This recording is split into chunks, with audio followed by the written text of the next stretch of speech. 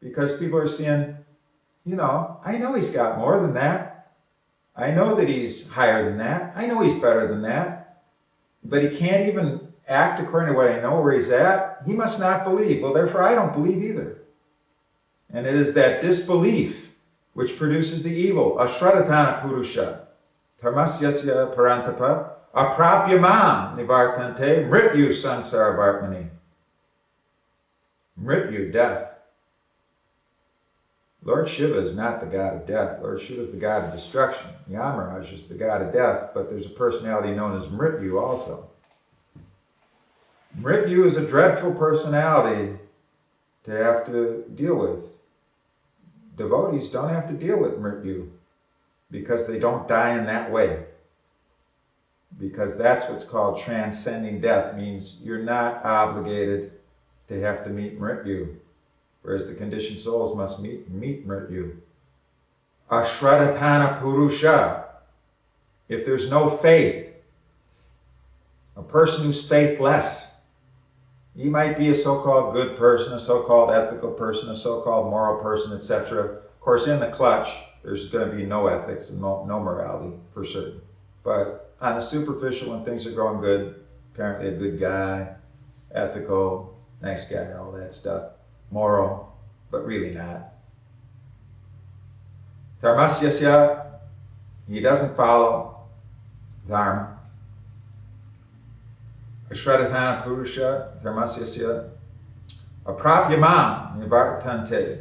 He's not going to attain me. Mrityu sansara vartmani, he's going to attain Mrityu, death, and sansara vartmani, he's going to return to that path of samsara. He's going to be on that path of samsara. Repeated birth and death. So acting above or acting below adhikar. We have to keep improving our adhikar. Little by little. It's a gradual process, Bhaktivinoda Thakur says. Nice gradual cleansing of the heart process. You get your opportunities. When opportunity knocks, be there. Keep going up. So does that answer that question? Yes, thank you very much. Another question along the same line. At the time Srila Prabhupada left the world, the Krishna conscious movement was quite a large organization. Thousands of initiated disciples of Srila Prabhupada, and there was hundreds, if not thousands, of new devotees in the pipeline. So the question, so I'll come back to that question. What should have happened? Of course, there weren't the qualified leaders. There was a lot of misunderstanding. I don't know if this is a fruitful discussion or not. In an ideal world. Well, first of all, we're supposed to have that ideal world, you see.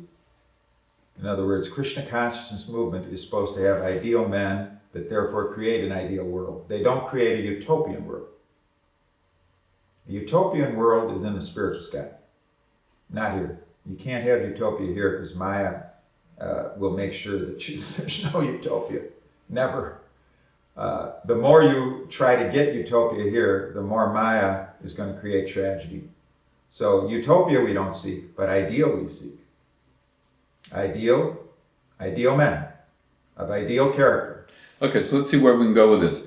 In that ideal world, with ideal men of ideal character, what kind of scenario could you envision happening? Very easy to answer this. And that is, to be all honest men means to be ideal men. If everybody was honest, then the governing body commission would say to everybody, if you're guru, if you've received the order, you then go out and you do it. If we see you're teaching wrong, we're going to shut you down. If we see you're giving a wrong process, we're going to shut you down. If we see you're a sahaja, we're going to shut you down. We're going to come on you like a ton of bricks. But as long as whatever you're doing is verified by Guru, Sadhu, Shastra, by Prabhupada's direct orders, and we see that nobody is a sahaja in your group, that you're preaching against it, nobody's a Mayavad in your group, you're preaching against it, we see that you are not taking advantage of your power in order to seduce female disciples, we see that you're actually following the process and your disciples are following the process, we see all these things, keep going, very nice.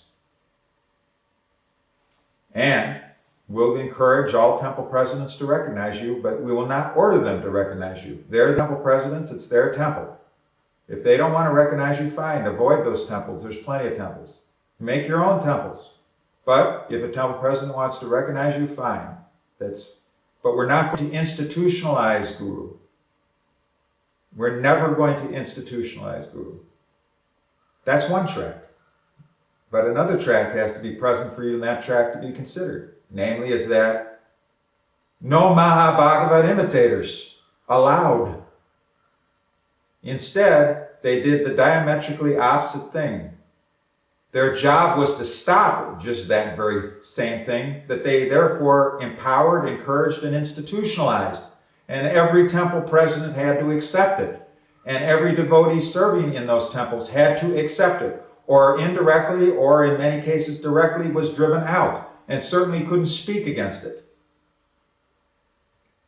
The world was carved into zones, how ridiculous that is.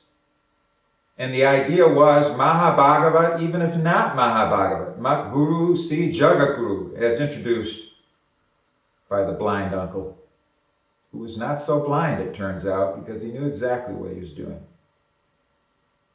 The fact of the matter is that the diametrically opposite path was taken from what would have been wanted. If what would have been taken would have been the honest approach, namely, Prabhupada and May said, regular Guru, that's all. And Prabhupada never said anybody can be Guru, never gave the order. So, if there are no Gurus right now, we're not going to say because we need to have initiations, we need to have Gurus when there are none. We're going to say, time for everybody to hammer down, get serious on your Siddhanta, get serious on your sadhana, get serious about getting out of anartha. And if you get out of anartha, and if you're ordered by Prabhupada to be Guru, if you're not on the generic thing, not on that Chaitanya Charitamrita says everybody become Guru, well, that means Bhakta Tam can walk into the temple and 2 days later can say, I just saw this verse, Lord Chaitanya just ordered me. And he has very little knowledge. No. He's not been ordered. Not by that generic. If you've been specifically ordered. So, if the situation was in late November, so first of all, even just using the past history that we know of, which went the wrong way, went diametrically opposite of the way it should have went. But if we just use that, Prabhupada left on November 14th and there weren't initiations until April. So you had this whole span where nobody was getting initiated. Did the world come to an end? Did devotees stop chanting japa due to that? You could have had a span of a year easy where nobody said, oh, we've not initiated any devotees. What is that? And using this argument by the numbers coloring book, this is not the way to go. Numbers mean nothing. This has been proven in two ways.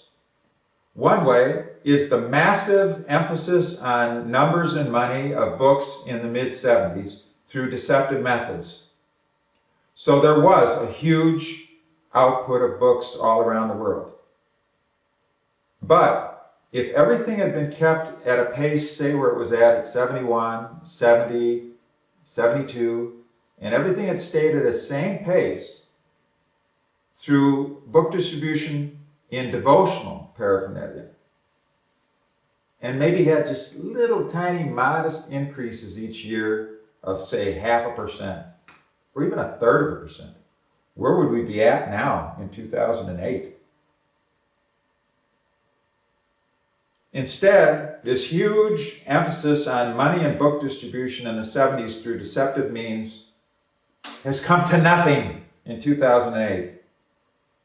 Even if it's 1% of what that was, I'd be amazed. But everybody knows it's no more than 5% of what it was.